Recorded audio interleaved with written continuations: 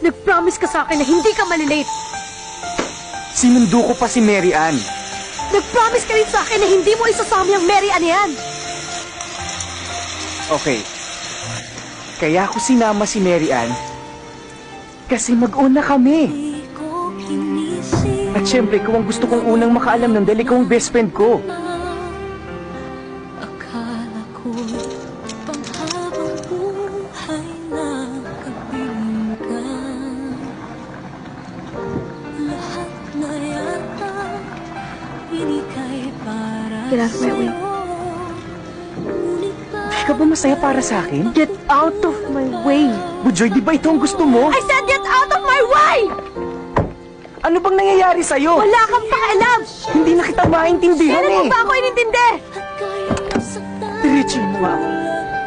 Dahil hindi ko kayang basahin kung anong nandyan sa utak mo. Kung galit ka, sabihin mo sa akin kung bakit. Kung nasaktan kita, sampalin mo ako. Sige, gantihan mo ako.